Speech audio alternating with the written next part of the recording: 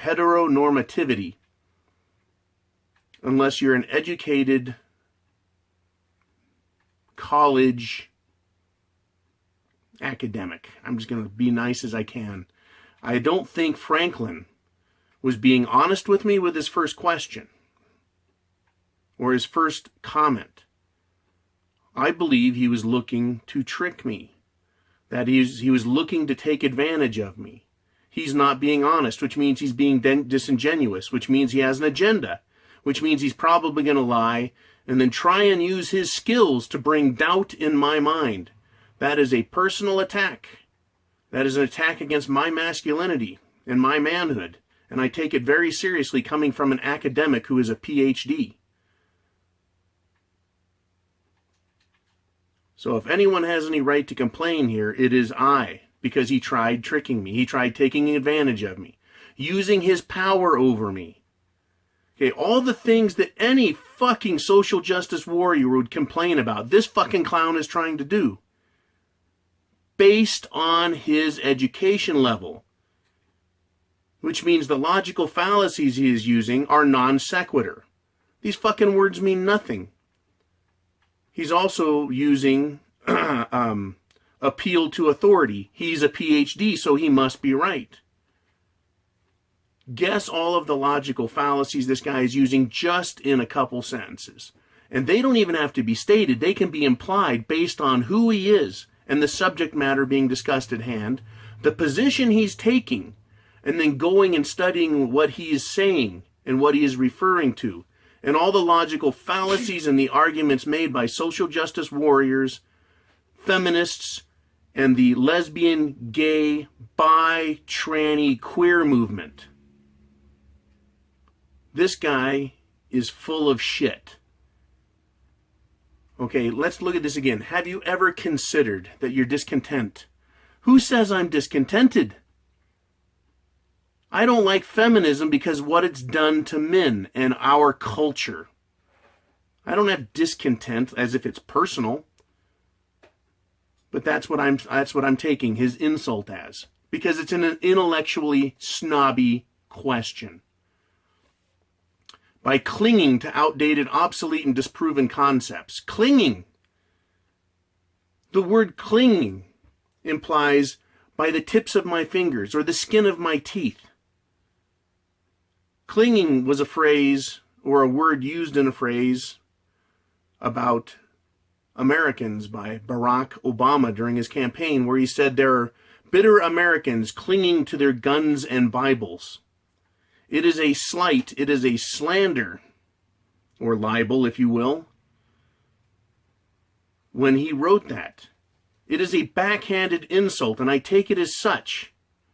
I am not one of his little slobbering fools sitting in a class, lapping up his rhetoric and his ruminated crap as if I need it, and I don't need to kiss his ass to get a grade passed, so that I can go get a job as a social worker somewhere, some government job where I'm going to, presumably make just better than minimum wage with my beautiful social academic degree. Thank you.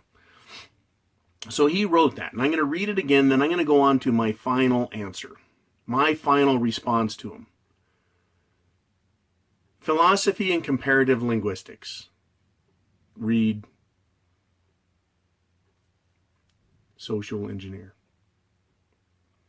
I appreciate the time you took to type this comment, but have you ever considered that your discontent with the current world could be caused by clinging to outdated, obsolete, and disproven concepts, such as heteronormativity and masculinity? Now, I took the time and the effort to respond to this guy because he bought into the trap. He took the bait. And so I want to run with it, take the time to show what he wrote, point out his fallacies, point out what an idiot he is, trying to come after an adult, a real man, a masculine man, who is both physically and mentally powerful. This I want to demonstrate and put him in his place the way I would put a bitch in her place. And I don't care if he likes it. He'll never fucking agree with me. But we need to stop being afraid and backing down and accepting the standard narrative that they give us on their reliance as authority figures, and they're the smartest people in the room. They are not. Here is my response. Doctor, I was hoping you were interested in engaging in a discussion. I'm going to start again and drink some water. No scotch yet. I was hoping you were interested in engaging in a discussion using common parlance. You chose instead to insult me with a backhanded, elitist language and technique. You have an agenda. It is transparent. So let me respond in kind. It is you who are discontented with the masculine social order.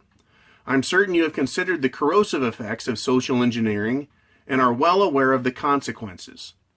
I am not discontented, nor am I clinging to an outdated concept. To be outdated would imply that masculinity has a finite or limited purpose. It does not.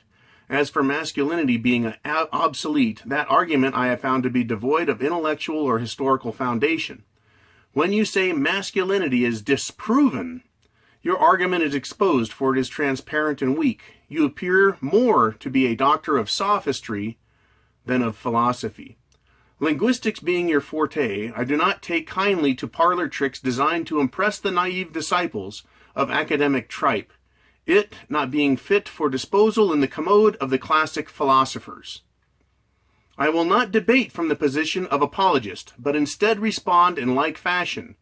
Have you ever considered the social engineers and proponents such as yourself are creating fictional status and identity for creatures that are ignorant of the true agenda behind what they are indoctrinated with?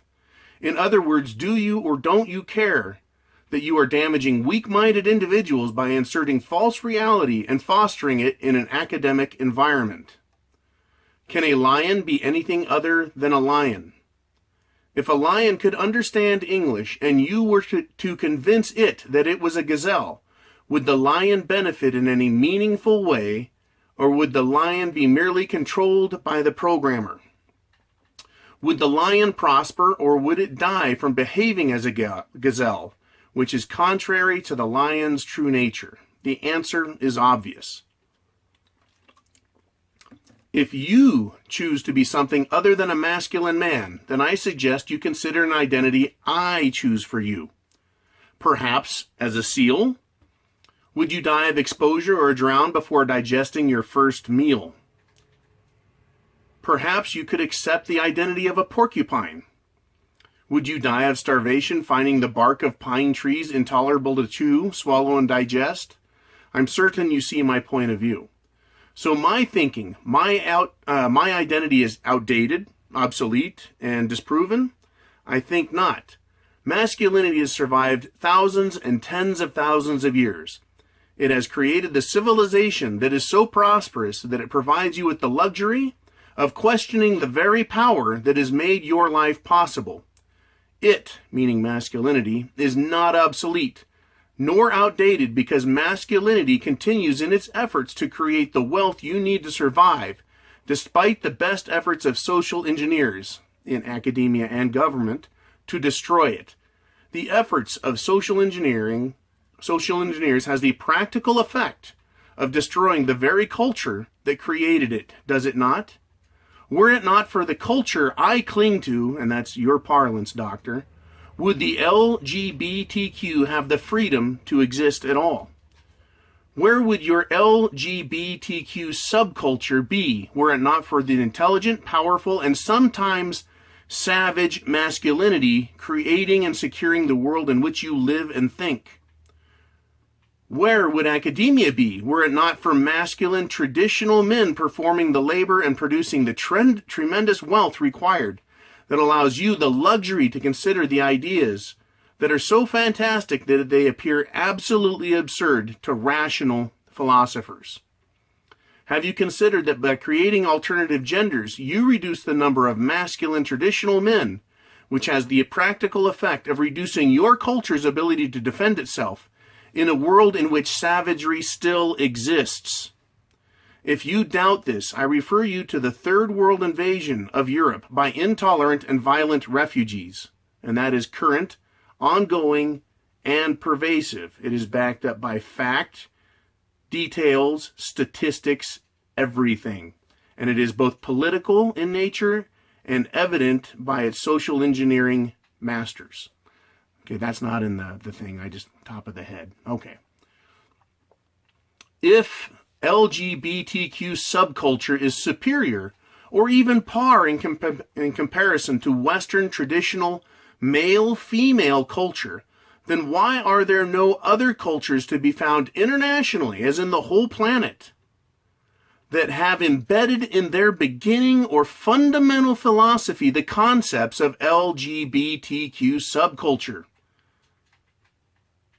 If LGBTQ subculture is allowed to proliferate and subjugate traditional masculine Western male behavior, who will defend the effeminates, the pussies, against an aggressive, intolerant, and invasive culture? The Muslim Wahhabis, for example. LGBTQ prepares itself, in common parlance, for domination by a culture that will brutally conquer it, making LGBTQ its bitch. That is, you're a bunch of effeminates, and when the Muslims get a hold of you, you will be their bitches. And I don't think they like gays very much, so get ready for the sword. All right, moving on. My perspective and conclusions regarding superior masculine culture are based on legitimate and time-tested philosophy that have improved and stimulated human cultural and intellectual development. The fruits of Western philosophy have among its merits the creation of the culture, our culture. From Western culture, the LGBTQ subculture came forth. The LGBTQ's birth alone does not signify its superiority, nor does it by its mere existence become a legitimate heir to Western culture.